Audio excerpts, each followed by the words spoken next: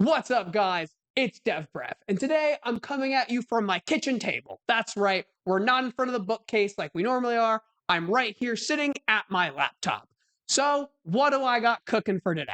Well, I'm here on the website My Anime List, and My Anime List is a great website. I use it a ton. And right here, I'm looking at my list of anime. And right here, we can see my top score. We got all the anime that I like right here at the top.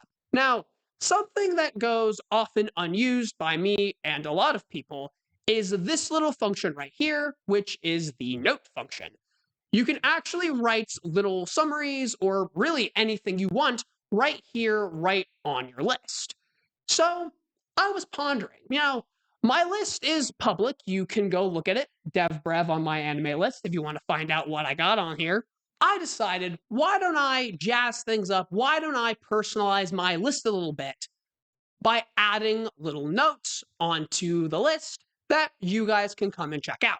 But, I can't just write like a boring little note. That wouldn't be fun. We gotta make it a little spicy. We gotta gamify it a little bit. I need content here. So, I'm taking something from a podcast I enjoy, which is called Shonen Flop. They're a really neat, funny podcast that takes a look at all the shonen series from Shonen Jump that didn't make it. They do this really fun segment where they pull their community and take 6-word summaries. I have actually inputted some 6-word summaries before. So what I'm going to do today is I'm going to take a page out of their book and I'm going to go on my profile and I am going to take the top 10 that I have on my list and I'm going to give them 6-word summaries. So make sure to go check out Shonen Flop and give them some love. Tell them that I sent you. And without further ado, let's just jump right in and judge all of my top anime on here. Now, disclaimer, if you haven't seen my channel before, first, welcome, but I like romance anime. So all the anime on the top here that we're going to see are going to be romances. That's just how it's going to be. And we're going to start with Canon from 2006. Now, I've talked about Canon a little bit before on my top 10 video, which it's kind of bad, but you can go watch it if you want. But I think Canon is an exceptional anime. It's my favorite of the key visuals. But what am I going to say in this 6-word summary? I only got 6 words, One of the things that actually sticks out about Canon to me is just weirdly how similar it is to another show, Elfen Lied. Like, they both have main characters who are returning to a town that they used to live in. They both have slight amnesia due to trauma. They're both visiting their cousins who are weirdly into them for some reason. So maybe I'll work in something about the comparisons to Elfen Lied.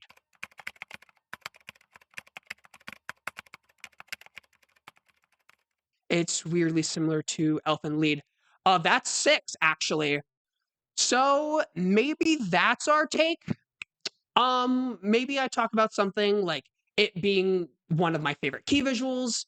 It's my favorite key visual. Missing a word. Dang. Tone when it comes to these. I'm not going to be super, humorous with all of them. I'm not going to be super, serious with all of them. And yeah, we're going to lock that in. Canon, it's weirdly similar to Elfen Lied. Next, we're going to move on to my favorite anime ever. Shigatsu wa Kimi no Uso, or in English, Your Lie in April. And I already have a pretty good idea of what I want the summary to be. Nothing bad happens in this one. Nothing at all. It's completely happy. You're going to walk away, not crying at all. Don't worry about it. Also, I want to get ahead of the allegations right now. I am not a good typer. I never learned how to type really well. My parents got me this SpongeBob typing game when I was a kid. I maybe played it for about 20 minutes. I've never been good at typing. Unfortunate that I have a job that is requiring me to type a bunch. Next, moving on to Rascal Does Not Dream of Bunny Girl Senpai. I'm not even going to try for the Japanese title. Now, the thing about Rascal Does Not Dream of Bunny Girl Senpai is that I used to love this series. As you can see, I have it at a 10. But I don't really stand by that now because as I read the light novel and as time goes on and I watch more anime, I've come to realize that Rascal isn't that original. Like it borrows a ton from other anime, and I'm gonna make a video about this in the future. Now, while this has made me lose a lot of my love for the series, it's not that horrible. I mean, I'm a Star Wars fan, and Star Wars borrows a ton from other media, but like when I watch Canon, for example, or like Clenad, and I'm like, oh, that's a thing that's used in Rascal, or oh, that's also a thing that's used in Rascal. Or like when I watch Monogatari, it's like Senjugahara and Mai are the same exact character. So I'm kind of going to be a little harsh to the series, and I have a couple ideas about what I might want to make it. One of my ideas is this. That's not how you spell dream. Frick. Yeah, because the two shows are very similar, not just in structure, but also Mai and Senjugahara being exactly the same character, and Sakura and Araragi are also very similar. Like, there's just way too many things about these two series that just are too similar, and there's too much of a comparison that I can make in my head. Another thing that I might do as a six-word summary is all the girls look the same. Because if you look in the light novel where there's no color, the characters like look the same. Like the artist for the light novel has same face like I've never seen. It's so bad.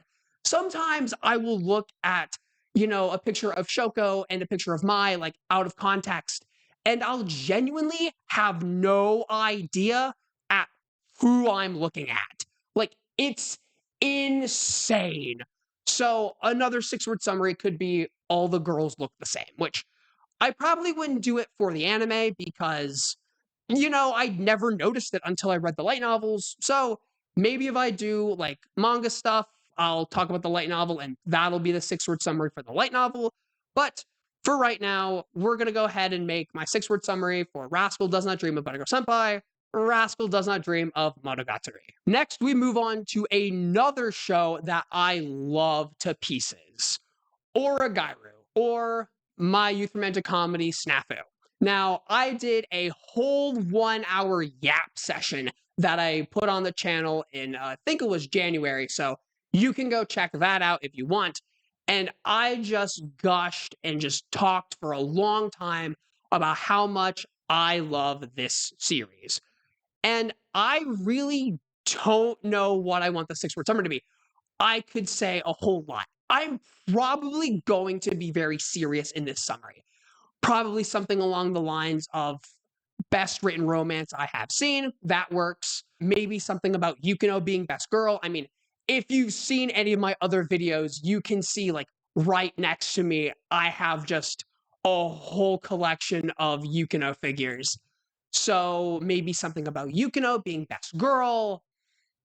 Um, this specifically is season 3, so maybe I could do something about, waiting a while for this one, like, talking about how it was delayed, talking about the cliffhanger, the cliffhanger was dirty, that's only 5. We might just go with that first one that I said. Yeah, you know what? This is a very vanilla summary. Or actually, no, that's not what I said. I just made that up.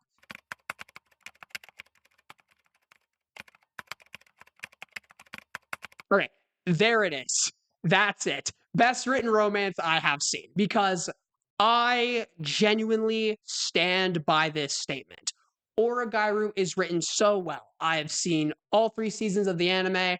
I have read the light novels. I haven't read the manga yet, but I'll probably get there one day. But I just love this series, and I think the writing is exceptional. If you haven't seen Oragairu and you are interested, you should definitely check it out. Speaking of romances that you should check out, Haimiya. Now, I actually got into Haimiya quite recently. It was last August that I started watching this. And what I will say about Haimiya is that this is a perfect gateway romance. If you are someone who doesn't watch a lot of romances, or you're someone who wants to get a friend into romance anime, you should definitely show them Haimiya.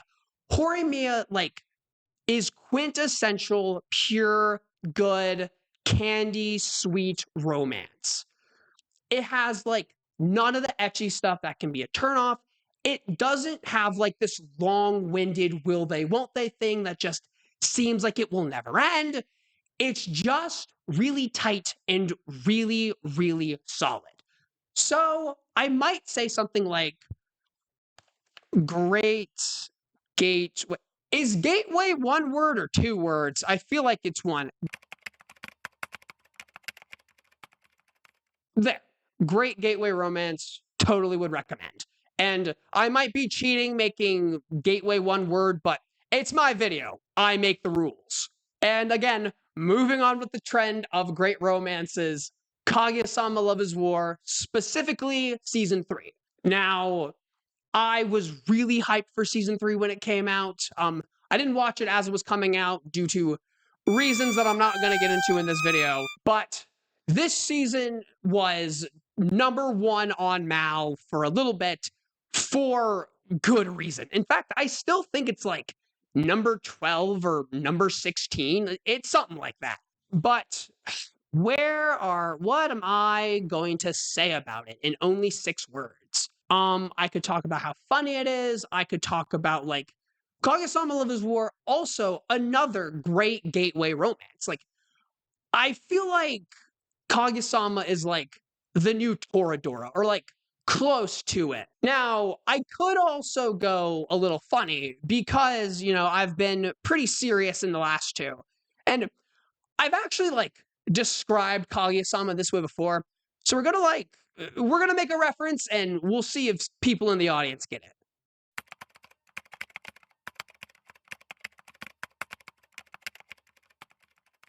Basically, 2 Grand Admiral Thrawns flirting. Now, if you're not familiar with Grand Admiral Thrawn, he's actually like a bigger Star Wars character now, so you probably had heard of him. But like I mentioned briefly, he's a Star Wars character. And Grand Admiral Thrawn is like this big brain, chiss admiral in the Empire. And he really outsmarts his opponents, and he uses like their art to figure out how to like beat these alien species that he's just running into. Timothy Zahn is like writing all these novels, and of course, he had a role in Rebels and also the Ahsoka series. So it's great to see that Thrawn is getting, a lot of attention. But this isn't a Star Wars video. The reason why I'm referencing him here is because the first time I saw Kaguya-sama, I looked at Shirogane and I looked at Kaguya, and I was like, these two are so big brain. It's like watching two Grand Admiral Thrawns flirt, because they're both like trying to outsmart their opponent. They're like, if I do this, and then they'll do this, and then they'll fall in love with me, like pa pa pa. And so that was where my head was at when I first watched Kaguya-sama. So I think this is a pretty good, funny reference that, definitely makes this seem personal to me. Maybe it's not what you would say, but it is how I think of Kaguya-sama. And speaking of Kaguya-sama, we're going to move to another series by the same author, which is Oshinoko. Now, I've talked about Oshinoko so freaking much. I have done 2 videos on it, and I have plans on making another video on it. So, yeah, we're gonna keep gassing up Oshinoko. Please don't get mad at me. But we have to give a 6-word summary to Oshinoko. And I think one that immediately jumps into my head is, I swear it's not incest. That's only 5. That doesn't work. I swear it's not. I swear it's totally not incest. Mang, me and these like totally. Are those like prepositions? Editor me, tell me what the word totally is. Is it an adverb? I don't know, but I keep using the word like totally in basically to kind of like fudge the numbers a little bit. But I swear it's totally not incest. I think that fits for Oshinoko like really well, because especially with what's going in the manga and, with what I talked about in the last video about this series with, the whole incest situation. So maybe we could do that, or maybe I could be more serious. Talk about how it's like great with talk about how great it is where it's talking about the entertainment industry, talk about how well I think the story is written, talk about how Akane's arc in the anime made me really depressed. But, I already counted it out and I already figured it out. I think we're going to go with the incest one.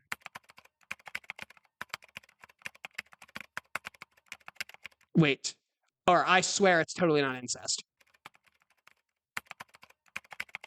And there it is. I swear it totally isn't incest. A little bit of an ironic 6-word summary because it kind of has been, but I'm not going to spoil the manga too much right now. Next, the 100 girlfriends who really, really, really, really, really, really love you. Hope I got the reallys right, but I just call it 100 girlfriends. And 100 girlfriends, I have talked about quite extensively on the channel. I talked about it during the report. I did a whole video on it, and I just really love this series so much. I've been reading the manga ever since, like, the one panel where Rentaro just, like, the mucho texto one where it's, like, 2 big speech bubbles with, like, 2-point fonts and just Rentaro yapping about why he loves his girlfriends. I've been reading ever since that chapter dropped. And so it's been a while. And, I think this series is really funny. Like, I love harems, and this is the perfect harem.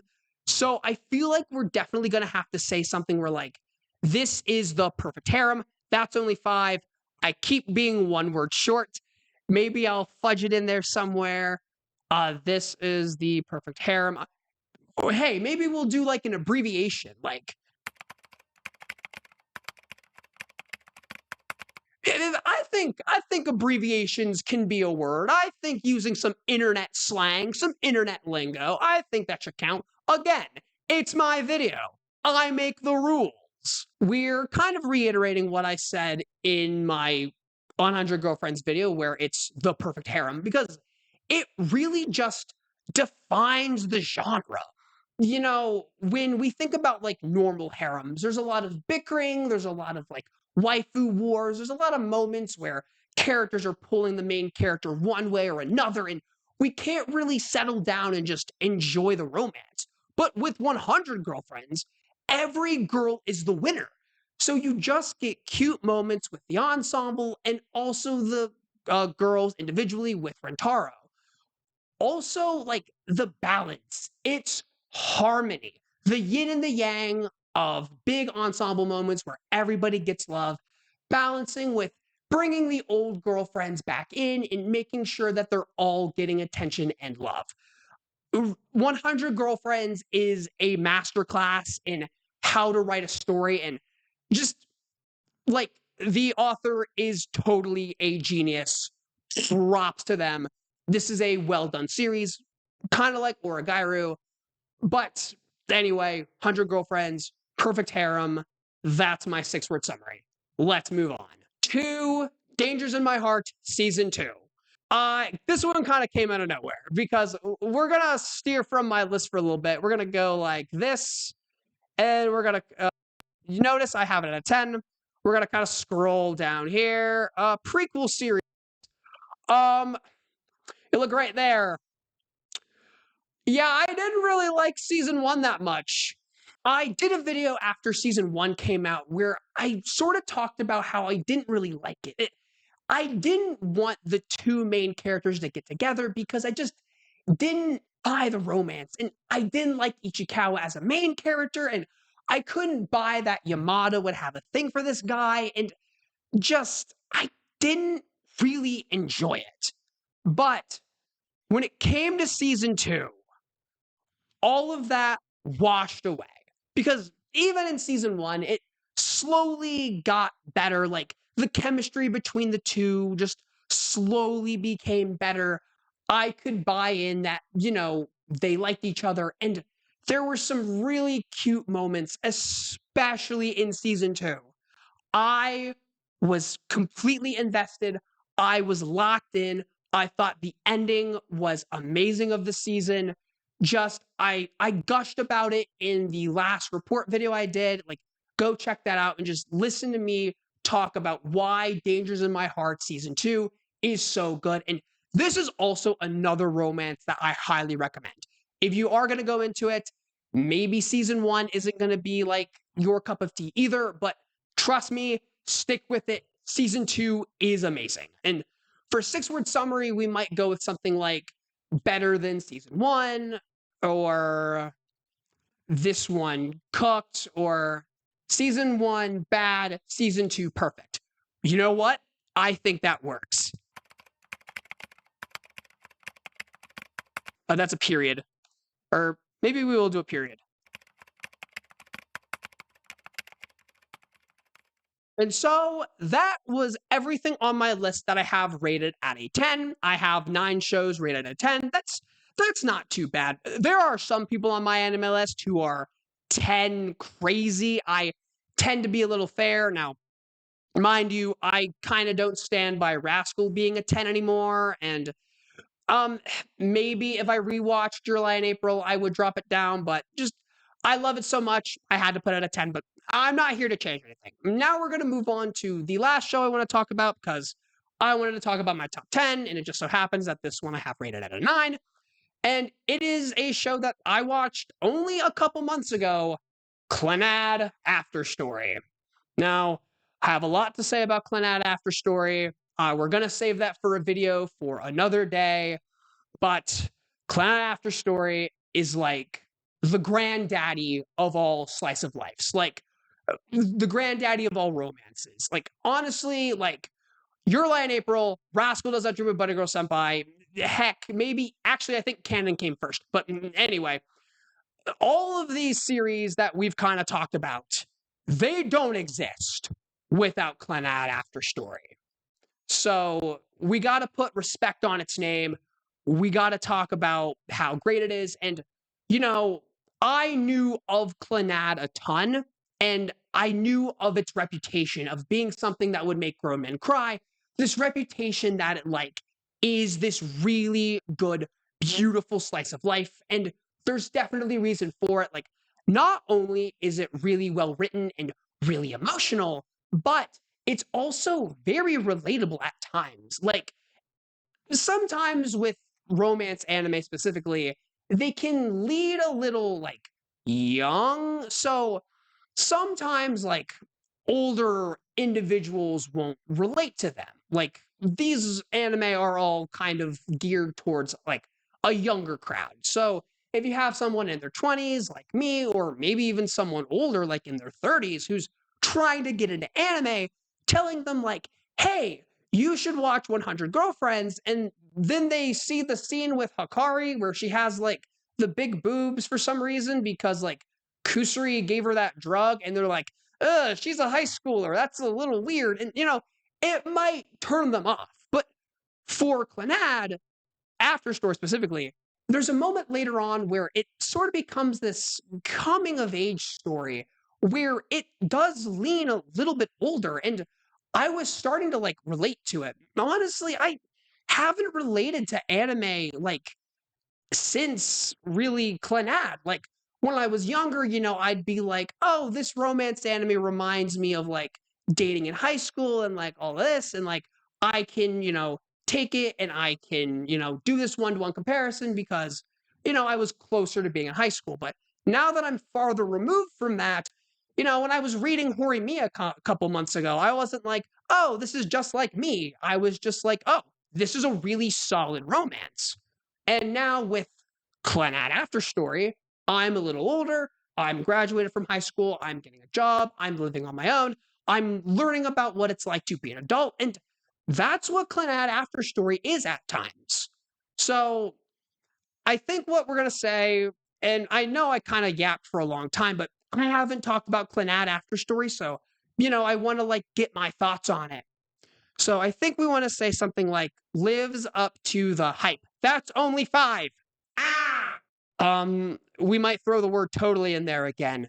Or we might do something about being a coming of age, like in your 30s, watch this one. that sounds kind of funny. But I really like living up to the hype. This one lives up to the hype. That's 7. Um, do I want to use how many times have I used the word totally? I've used it like twice. I've only used it twice, third time's the charm. So I think that's gonna cut it for today. So thanks for watching. I really enjoyed this. Hopefully you got an insight into what I like. Hopefully you got an insight into my humor with the kind of things that I'm saying and the things that I wrote. And if I have a ton more anime listed on this list, so if you want to see me talk about like shows 11 through 20, I'll definitely do that. Or, I do have a bottom of the list, and instead of me gushing about all these fun anime that I love, we can just start roasting stuff. So definitely let me know in the comments what you want to see. Subscribe so that you don't miss it if it does come out. Ring that bell so you don't miss any new videos. Like, comment, and with that, sayonara.